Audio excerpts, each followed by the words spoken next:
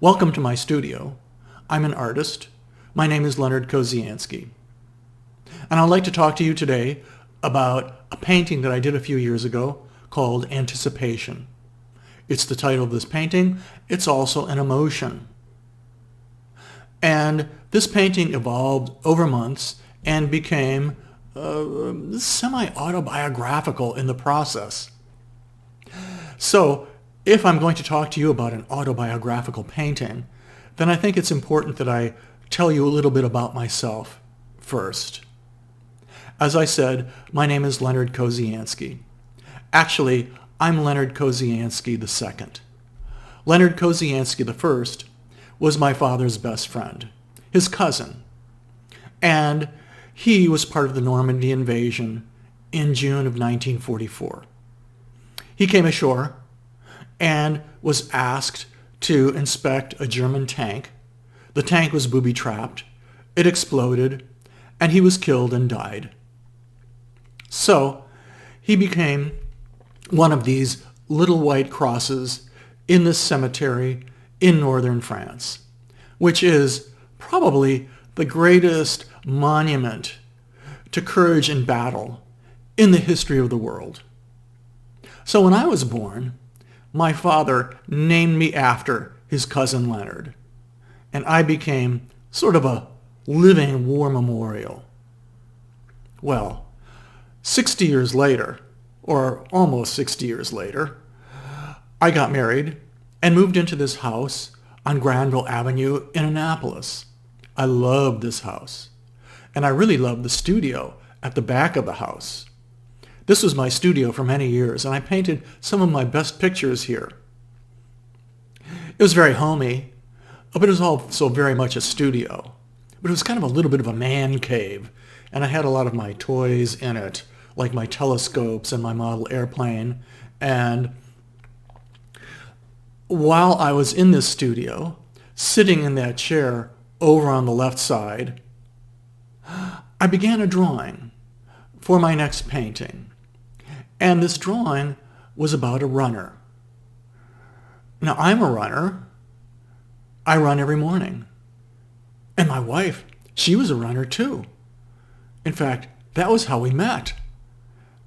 Here at the United States Naval Academy in Annapolis, we were both running around the perimeter in opposite directions. And we met here at this spot. Actually, I knew what time of the day she would run. And so I timed my run at the same time, and I went in the opposite direction, hoping to run into her, which I did. We met, we fell in love, and got married. So years later, I'm in my studio, in this home, developing an idea for a painting, and I like this drawing here. This is about 5 by 7 inches, a runner running through the town. And this may become a painting in the future, because I really like this drawing a lot. But at the time, it really didn't have the contrast, the dramatic contrast that I was looking for. When I work very intuitively. And it's not like I have a preconceived idea of what I'm going to do. It evolves over time. And it has to involve me, engage me emotionally as it develops. So in this next drawing, I like the contrast between the house up close and the runner and the landscape distance. But that house looks an awful lot like my own house that I was living in at the time, as you can remember from that picture that I showed you. Well, here, this is the drawing that I would use as the basis for my painting. And you can tell that because I've drawn a pencil grid over the drawing, which helps me to blow it up from a 5 by 7 inch pen and ink drawing to a 30 by 40 inch painting. Look at that man in the window. Who is that man? And who is that woman? Does he see her? Does he know she's coming? Is he anticipating her? Well, here, this is an early phase of the painting, and you can see a bit of my process. Here, on the left, is the early phase of the painting, where I'm painting the image in brown and white. This allows me to see the shapes and the composition and, is this going to be an image that I want to continue working with early on? And I can do this in just a day or two. Then after that's dry, then I begin painting in the actual colors, the blues and greens of the landscape. In this next picture, a further phase of the painting, I'm beginning to add some details. The cyclists, well, I'm a cyclist. I ride my bike every Sunday morning. And there's a fisherman over on the right. Well, I like fishing. And there's a boat in the water. Well, I have a small boat, a kayak. And here the painting has evolved even farther. It's becoming closer to completion. I'm not real happy at this phase, or at this stage, with that figure in the window. There's just something not right about his face. And that boat in the water, well, it doesn't really look like it's in the water. It looks more like it's sitting on the water. And that water looks kind of more like blue frosting than actual water. And where are the helmets on those cyclists? This is me working on the painting. Or this is how I would work on the painting. And there's my sketchbook in the lower left and my palette and brushes in the lower right. And there's the painting behind them, nearing completion. And here's the finished picture. Anticipation. Is that man in the window? Is that me? Is that a self-portrait? Is he anticipating that woman running by? Because if you think about it, she's behind the house. He can't see her yet. So is he anticipating her arrival? Does he know what time she's going to be running by? And so is he looking out the window at just the right time? Does he want to meet her? Is he in love with her? That lighthouse in the background. Lighthouses are sexual symbols. That would seem to imply some sort of romantic connection between the man and the woman, some sort of sexual dynamic. Up close, we can see a dog in the window. What is that dog doing there? What does that dog represent? Does that represent sort of the animal side of the man in the window? Is that an expression of his animal nature? We humans are sort of half animal, half angel.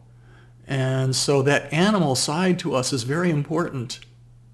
And what is that painting behind that dog? That's one of my paintings.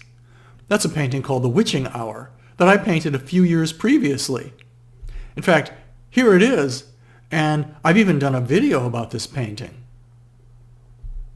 And there he is in the window, the man looking out in anticipation. And is that a drawing behind his head? Is he in a studio? Is he an artist? Well, let's look at that drawing.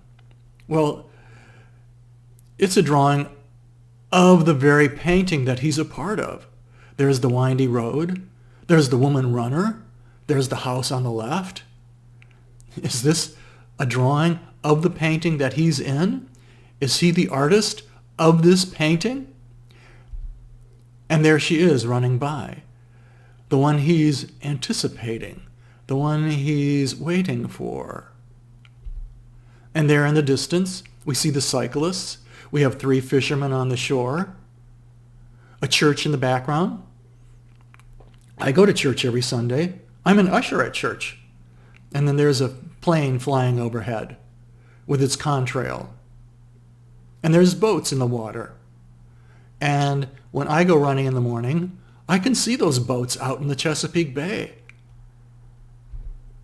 And here's the painting in my studio, nearing completion, getting ready to be sent out into the world to become part of other people's lives. Hopefully, they will be able to relate their anticipations, their sexual tensions and dynamics to this image. Here is the finished painting again. And it's a surrealist painting.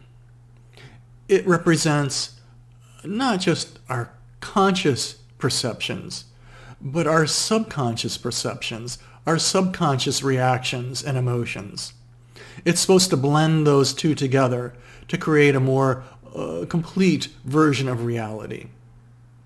Was this my intention? No. I didn't intend for this to be a painting about anticipation, or I didn't intend it to be semi-autobiographical.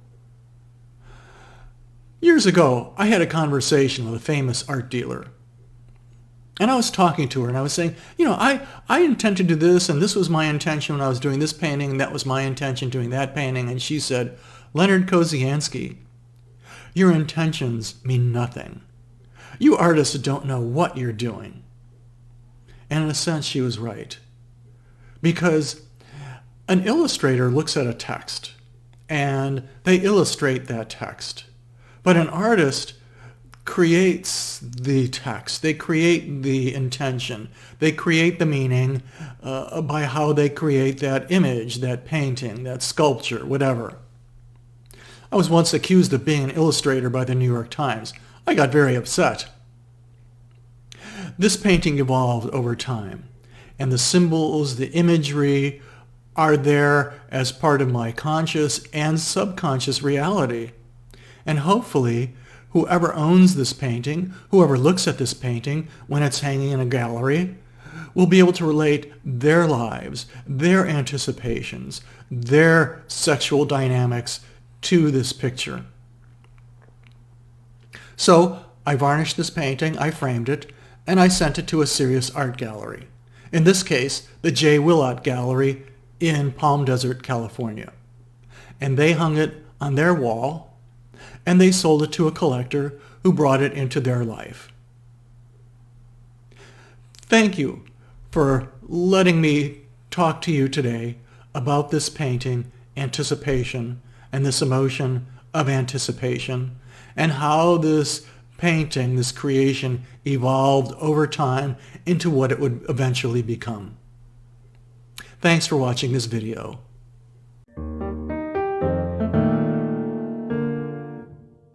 If you liked this video, be sure to subscribe, like, and share.